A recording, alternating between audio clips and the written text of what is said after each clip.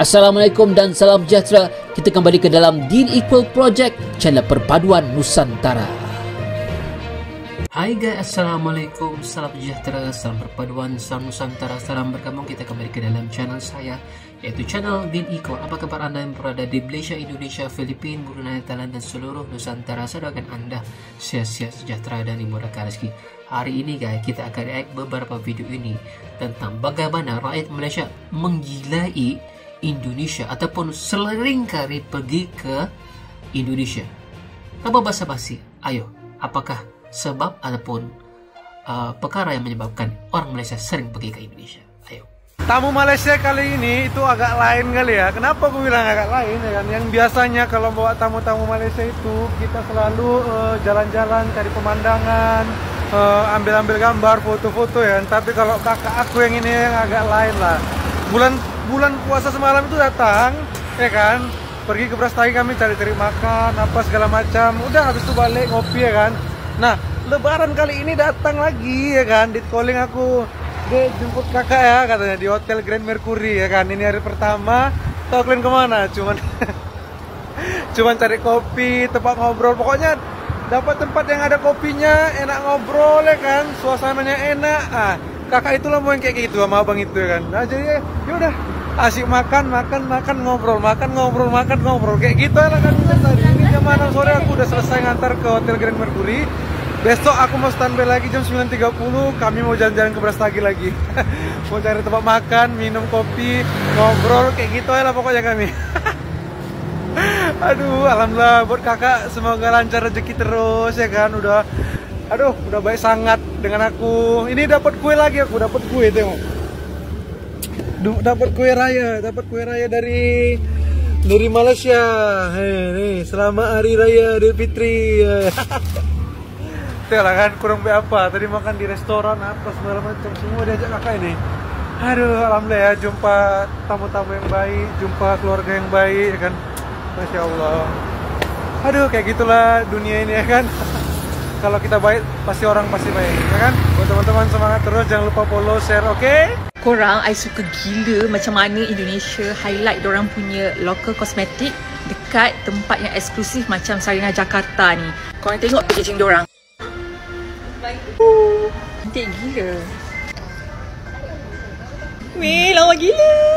I rasa I nak explore as much as I can dekat sini sebelum I balik. Bye! Oh, Malaysia kalau datang Jakarta. Alkemis. Alkemis.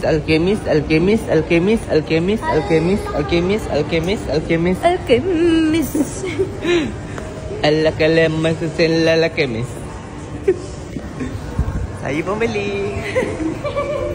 Mata wang Indonesia berada di paras terendah disebabkan tarif Trump yang baru ni. But this is a good sign for Malaysia untuk pergi travel dekat Indonesia. RM1 Malaysia bila convertkan jadi 3,700 plus rupiah. Kalau nak dibandingkan dengan last year, RM1 sama dengan 3,200 rupiah. Perbezaan dia dalam 500 plus. Itu baru RM1. Kalau korang bawa RM10,000 Malaysia, korang dah jadi Sultan Malaysia dah dekat Indonesia. Sebab you akan ada duit poket 37 juta plus weh. Tapi dalam rupiah lah. So Malaysian people, tunggu apa lagi? Pack up your barang and travel to Indonesia.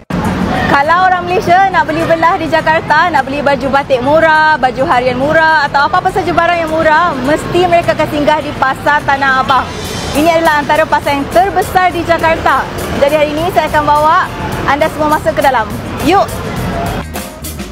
Pasar Tanah Abang merupakan salah satu pusat tekstil terbesar di Asia Tenggara dan antara pasar terpenting dalam sejarah kota Jakarta.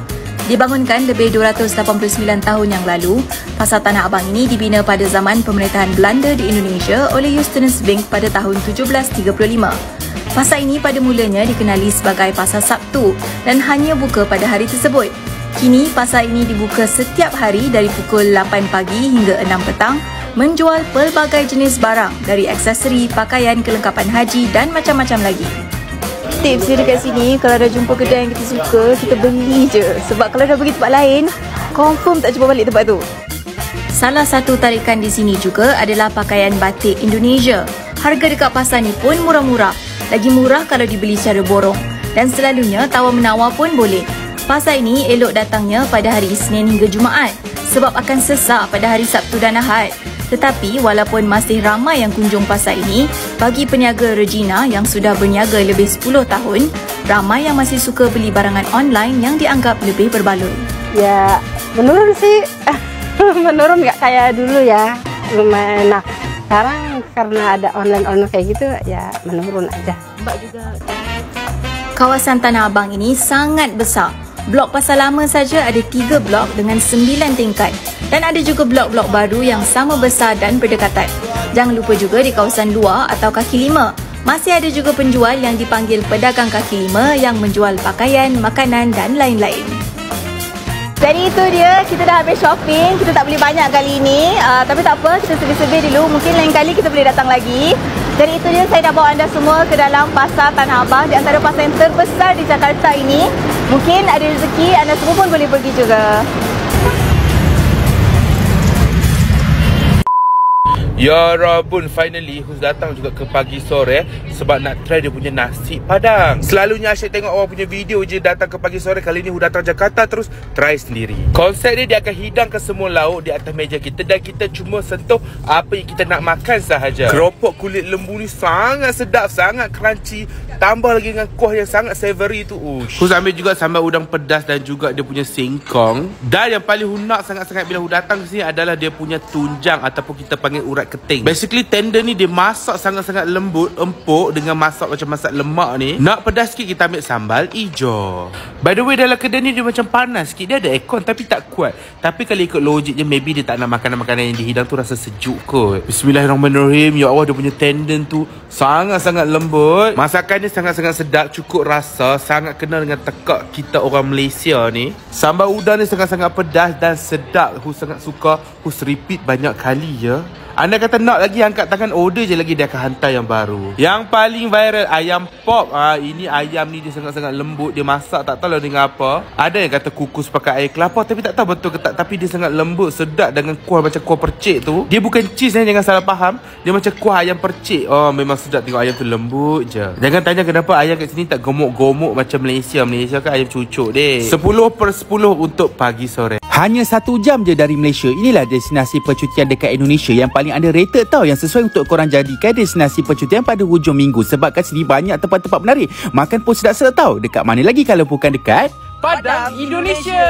Hello, what's up guys? Kali ni jom kita nak ajak korang bercuti dekat Padang Indonesia. Sebab tiket flight pergi Padang selalu murah. Kita ambil 200 lebih je pergi Padang. Sampai-sampai kita orang makan dekat Pondok Makan Dewi. Dia macam nasi Padang tapi versi nasi berlauk. Dia hidang by plate atas meja. Dikira ikut berapa banyak plate je yang korang makan. Memang sedap dan murah tau. Lepas tu kita pergi Jabatan Siti Nurbaya. Orang cakap kat sini sangat lawak untuk apa, ambil gambar. Tapi untuk first timer kena datang tapi bagi aku biasa je lah. Lepas tu kita pergi tengok Mali Kundang. Inilah batu Mali Kundang yang disumpah tu. Lepas tu kita pergi tengok sunset lepak-lepak dekat dia Pagang Cafe. Harga kat sini sangat berbaloi. Yang penting view dia sangatlah cantik. Ada banyak pulau-pulau kecil. Nak chill healing-healing tengok sunset memang sesuai. Lepas tu belah malam pula kita pergi makan sate Padang. Sate Padang ni bersepah lah kat tepi jalan. Kau pilih je nak makan mana. Tak perfect lah kan datang Padang tak makan sate Padang. Memang sedap dah sate Padang. Lepas tu kita pergi makan dekat Pondok Bakso Mas Gareng. Tengok bakso dia besar-besar baiknya pakcik ni belanja kita orang makan. Sebab kita orang cakap kita orang buat video untuk TikTok kita orang. Tengok memang sedap bakso dia, orang selalu penuh. Lepas tu esok pagi pula kita orang sapan dekat Katupek Pitala. Dia macam lontong lah.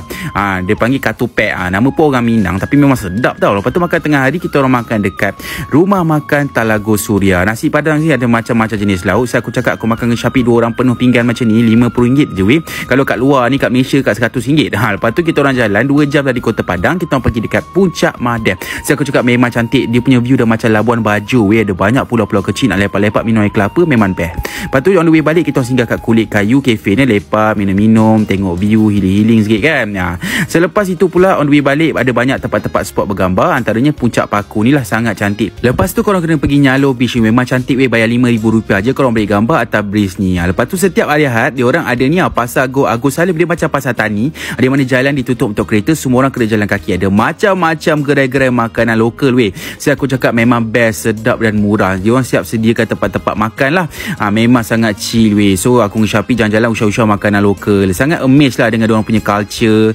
Kau boleh tengok diorang punya budaya, ada punya lifestyle, memang best. Makanan diorang sangat menarik. Lepas tu sebelum balik, kita pergi makan dekat Soto Paru Sari Rasa. Menu dia 3 je, ada soto paru, soto daging dengan satu soto campur. Kat sini special sebab soto dia makan dengan nasi tu, tapi memang sedap weh. Sebelum balik, kita singgah dekat Christine Hakim untuk beli souvenir. Souvenir ni macam keropok-keropok je lah. Kita belilah keropok-keropok yang ada kat sini. Ada keropok apa? Cabai hijau. Asal cerita macam-macam jenis keropok lah aku beli. Yang penting harga dia sangat berbaloi dan murah. Aku beli tak sampai RM30 je. Lepas tu kau kena singgah ambil gambar dekat Masjid Raya Padang ni, okey? So kau datanglah travel dekat Padang. Apa-apa pun, jom kita travel. My colleagues from the Philippines, Malaysia and Singapore were shook because of the Plaza Senayan clock. Oke, jadi sejak 4 tahun yang lalu waktu gue join tim gue ini, gue selalu nge-hypein jam Plaza Senayan ini karena, well, because it's the Plaza Senayan clock. And simply because it's nostalgic and it has a special place for a lot of people who grew up with the clock. So when they were in town, it's only right for me and my 2 other colleagues who live in Jakarta to show them for the first time ever what it's all about.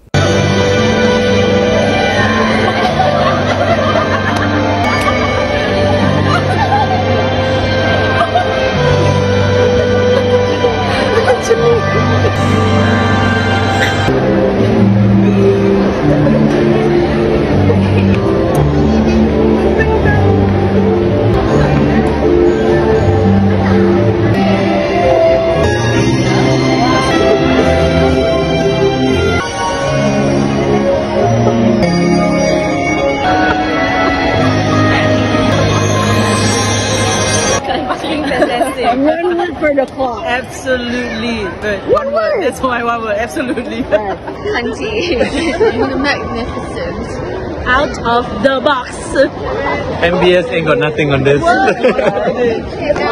Itu dia guys, video-video menarik tentang bagaimana orang Malaysia sering ataupun kerap kali pergi ke Indonesia tu, sama sekali di Jakarta. Nah, kita lihat banyak faktor-faktor yang menyebabkan orang Malaysia ini sering ataupun ulang-alik ya pergi daripada Malaysia ke Indonesia, dan semakin ketagih untuk pergi ke mana-mana tempat yang ada di Indonesia. Nah, kalau saya itu lebih kepada tempat-tempat yang wisata ya, tempat-tempat yang alami, bukan sering di kota tetapi pergi ke gunung dan sebagainya, dan itu adalah sesuatu yang mahal yang selalu ada di Indonesia. Wisatanya benar-benar lain daripada yang lain, tempatnya juga begitu keren serta layanan yang begitu mesra.